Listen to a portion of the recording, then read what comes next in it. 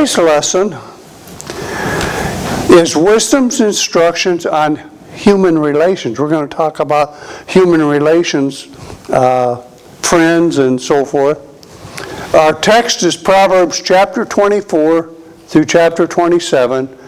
Well, our focus today is on chapter 27.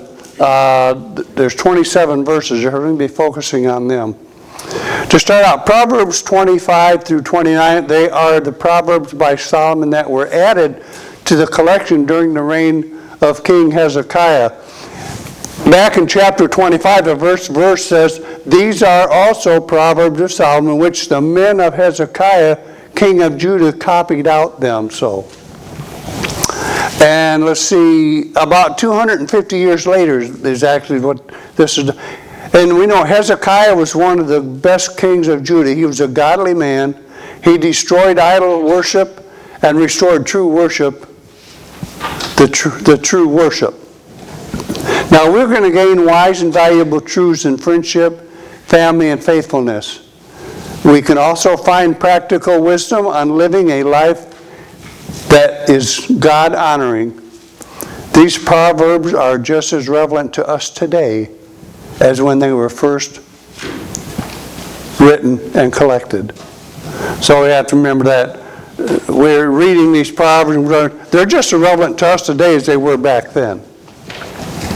Now if we go to chapter 27 and verse 1, "Boast not thyself of tomorrow, for thou knowest not what day may bring forth." This is don't have the assumption that there will be ample time for the future plans, because no man has assurance of tomorrow. We have no guarantee that we're going to be here tomorrow. So we shouldn't be making future plans. Well, I'm going to do this tomorrow and I'm going to do that tomorrow. Divine wisdom urges that the present be used wisely, giving proper consideration to the first things first. James chapter 4 and verse 13 says, "Go to now, ye that say, today or tomorrow we will go."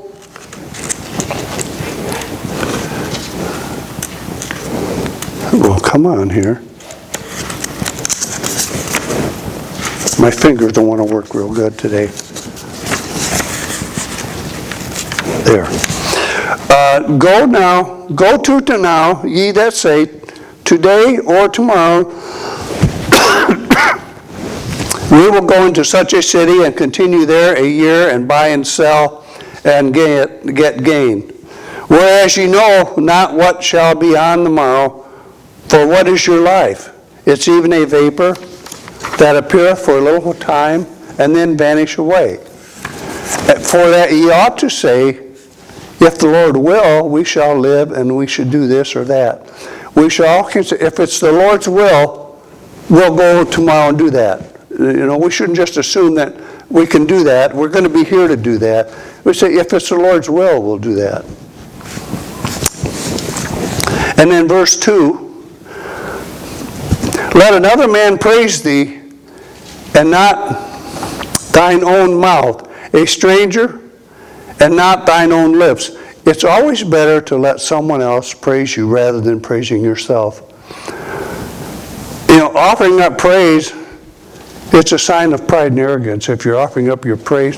Look at what I did. Boy, I'm proud of what I did today. Be careful. There's pride and arrogance creeping in there, so we have to be careful. And verse 3, "A stone is heavy and the sand weight, but a fool's wrath is heavier than both. Anger coming from a fool is burdensome, even to the fool himself and to those around him." And verse 4, "Wrath is cruel, anger is outrage, but who is able to stand before envy?" And then we know wrath is actually cruelty. And then heavy envy outweighs wrath and anger. Both of these can be awful, but not as destructive as envy. So, in Proverbs chapter 20 and verse 3, "It is an honor for a man to cease from strife, but every fool will be meddling." In other words, they're going to be always trying to meddle with other people's business, get in meddling with their business. Verse 5, open rebuke is better than secret love. Open rebuke, when correction is needed, is better than love that remains silent. In other words, I use an example. If you have a best friend and you see him doing something that he shouldn't be doing, well, I'll tell you, I just keep silent because I don't want to hurt his feelings. That's not what it's talking about. We see even our best friend, if he's doing something odd, we need to confront him and say, hey, brother, you know what you're doing is not right. Is there a way that I can help you to overcome this? Rather than keeping silent and not saying nothing at all and just let him go.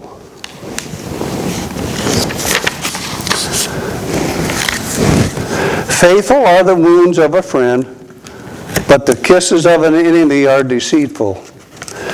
Here we know a true friend will provide the words that's needed to be said, even if it's hurtful. He's going to say these things, even if it's hurtful to them. But the enemy would use these in a deceitful way. He would use these against you. Verse 7, the fool soul loath on honeycombs. To the hungry soul, every bitter thing is sweet. So, this is about contentment and appreciation. It teaches that a person who is spiritually or materially full may become complacent and ungrateful, and that's a danger. We may be complacent in our walk with God and stop growing, so forth. That's a danger.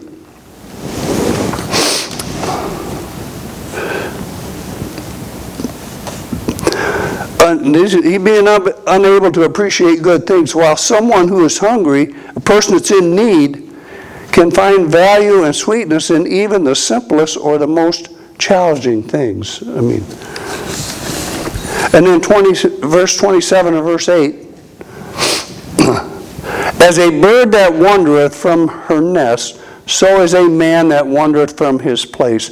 This is a picture of those who walk away from such friendships. They're like a bird who wanders from their nest and is in danger of many predators. We know if a young bird, a small bird, wanders from his nest, there's many predators out there that could be in danger for them. A person who leaves their home or place of responsibility is vulnerable to danger and hardship, much like a bird that strays from its nest. So we have to be careful. If we stray, we're putting ourselves out there for whatever we may run into if we're not prepared and ready for it.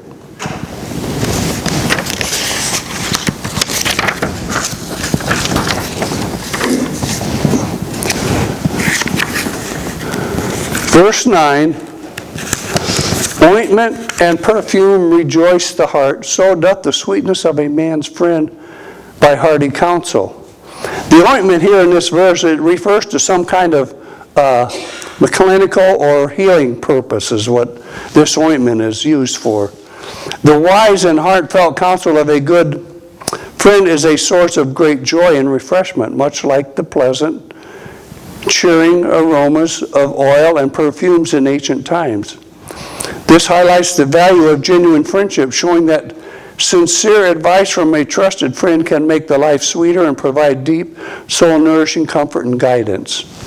The oil and perfume in ancient cultures, fragrance oils and incense were used in celebrations and daily life to bring pleasure and refreshment. The sensory delight is used as, it's a metaphor for joy that a sincere friendship brings.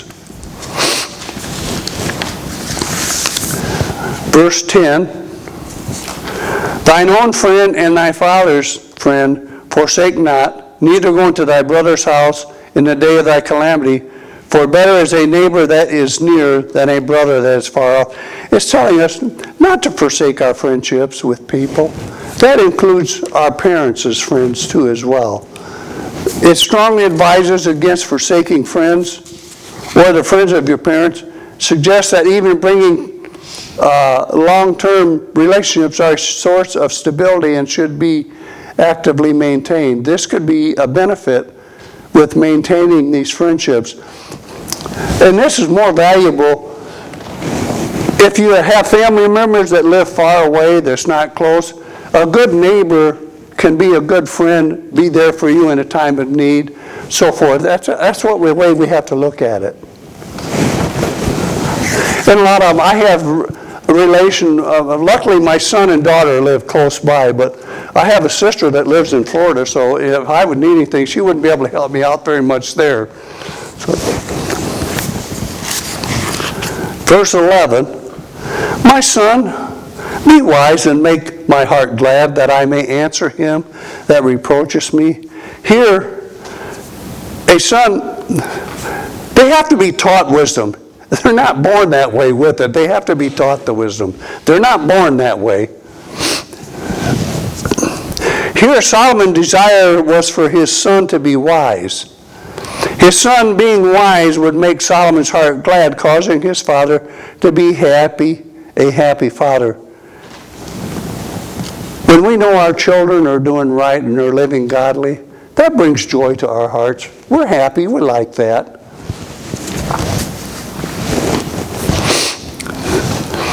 Verse 12, a prudent man foreseeth evil and hideth himself, but the simple pass on and are punished. Again, we know the prudent man is the wise man. He sees the danger and evil ahead, and he avoids it. He doesn't go near it.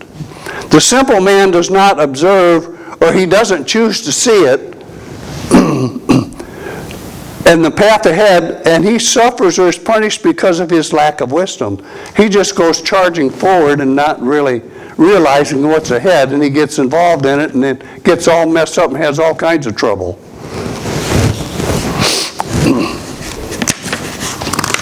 Verse 13 says, take his garment that is a surety for a stranger, and take a pledge of him for a strange woman. Then this believe it or not, this advises caution against in financial matters, particularly when co-signing a loan for an unfamiliar person, because if the stranger defaults, the grantor is left to pay the debt. Or if you co-sign, you're left to pay the debt. The principle here is to avoid associating with people of questionable character or wisdom, as it could lead to personal loss and and disgrace. So again, we have to be careful who we, if we're going to help out, we have to be careful who we help, because if we're not careful, it could backfire in our face and we would be responsible, and it could cause a lot of hardships because we might not be prepared to take on whatever is there.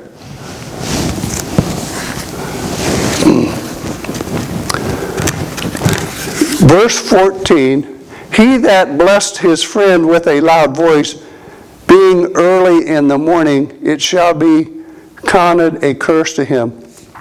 Blessings upon a neighbor, it's a good thing, but some actions may be considered inappropriate if they're done at the wrong time. So we kid a lot of people. We know there's people that we kid with, but there may be a time when you don't kid with them because they may have a bad day or things may not be going right, and they may take it the wrong way, where in other times they'll take the kidding in stride, and it won't bother them. But so we have to be careful in that area too.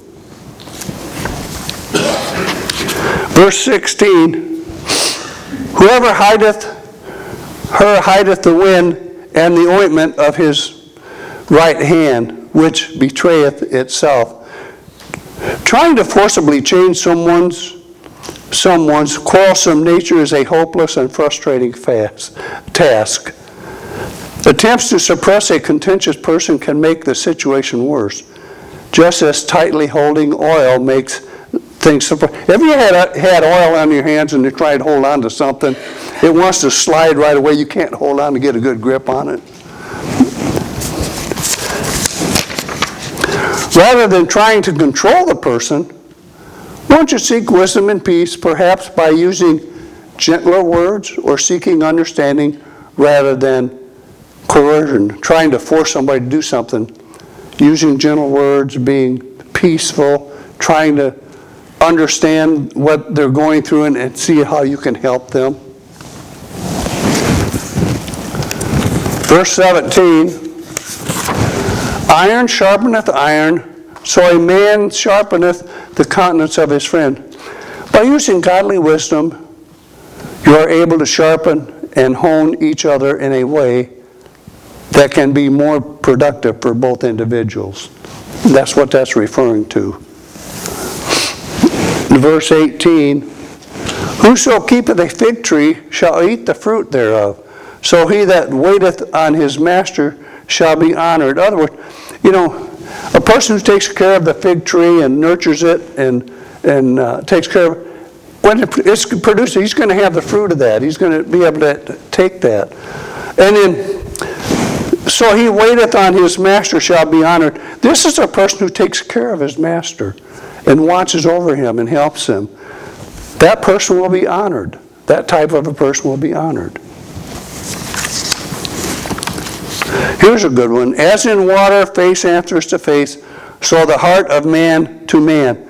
Like a mirror, still water, a person can, the reflection of being in still water, you can see the reflection of yourself in that water. And the heart reflects a true nature, the two person's nature. All we can see is the outward appearance of a person. That's what we look. We can see how they act and that so forth, but we can't see the condition of the heart. Only God can see that. We don't know what's going on inside that person. We just observe the outward appearance of that person, and that's not always, you can't always form a good opinion by that. You have to be able to know what's going on in the heart, and only God knows that. We can't know that. Hell and destruction are never full. This is verse 20. So the eyes of man are never satisfied. This uses a metaphor of the grave and destruction, which are always consuming more. They're never satisfied. There's always more. To highlight that a person's desire for wealth and power or pleasure are similarly endless and unfulfilling if they are not aligned. If they're never fulfilling, if they're not aligned with God, they never have enough. They always want more.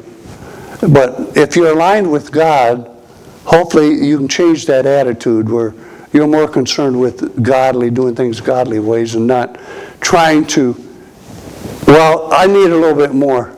I'm not satisfied. I still need some more yet. If we're going to be aligned with God, you're not going to think that way. Amen. Verse 21, as the fining pot for silver and the furnace for gold, so is a man to his praise. Just as silver and gold can be purified by fire, a man can also be tested by the praise he receives. A person is tested by what they praise, as this reflects their deepest values and what they admire in others. Verse 22, though thou shouldest bray a fool in a mortar among wheat with a pestilent, yet will not his foolishness depart from him. This is another metaphor, like pounding grain in a mortar to show that just as the grain remains grain despite being crushed others, you can crush grain, it's still going to be grain. It's not going to change. It's not going to change into something else. A fool's foolishness is so ingrained that it will not be separated from him. And then the true change comes from a person's heart and is ultimately a work of God, not a result of external pressure. In other words, God is the only one that can change a person. We can't change anybody. All we can do is change ourselves. We can change the way we view things, the way we act. But it's like, I couldn't change Larry or Bob or anyone else. Only God can do that.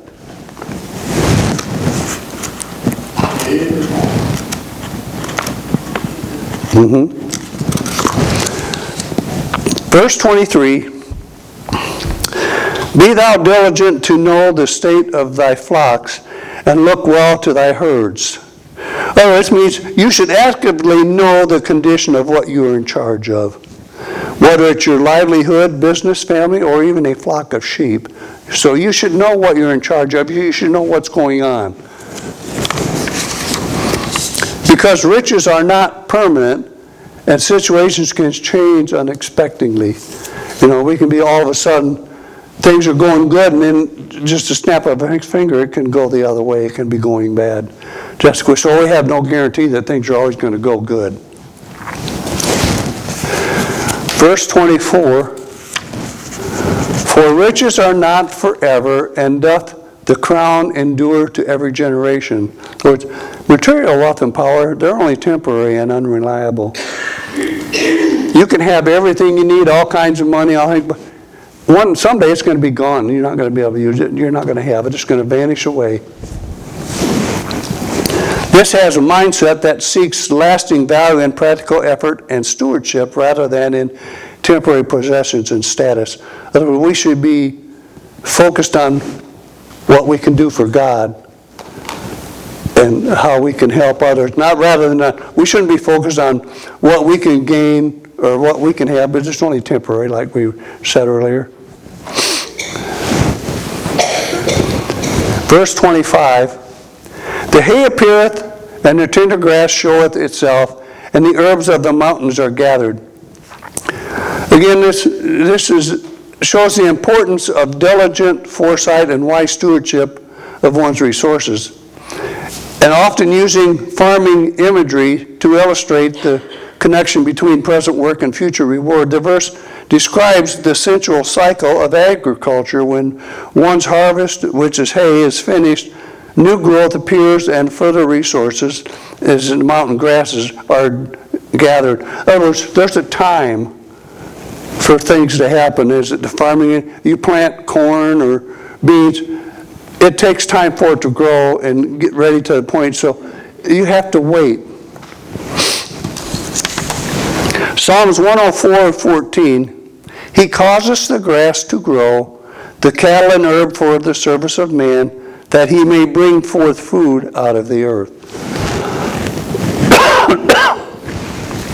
Verse 26, the lambs are for thy clothing, and the goats are the price of the field.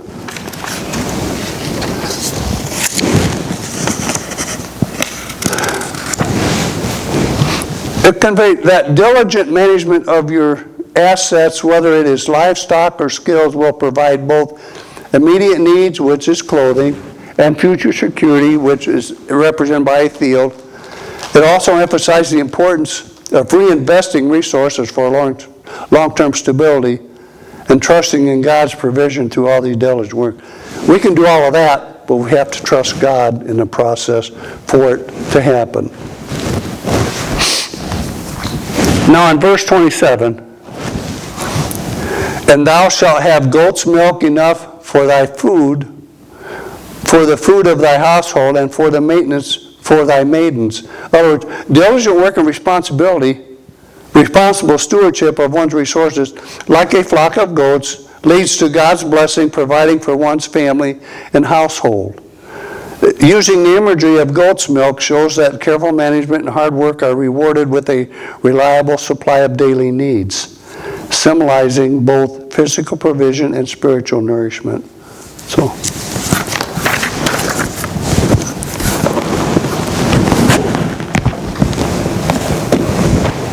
the application here is Proverbs 27. It's full of useful wisdom, as we've seen. We learn the value of a godly friend and a happy home, but these things do not come to us by accident. Do what these Proverbs tell us to do. Be a friend and find valuable friendships. Obey God's instructions for the home. We cannot take God out of the equation of our lives. It is God who gives us our daily bread. It is God who created the land and the animals to be used for our survival. He provides the rain to water the fields, grow the grass. Give God the thanks for providing for every need. This is a true test of a good heart. So, God is in charge of everything. We have to rely on God. He owns the animals. He owns everything. He owns this whole world, basically. So, God is in the equation. You can't take God out of it. You got to keep God in it. So, okay, that's all my lesson for today. So, any comments?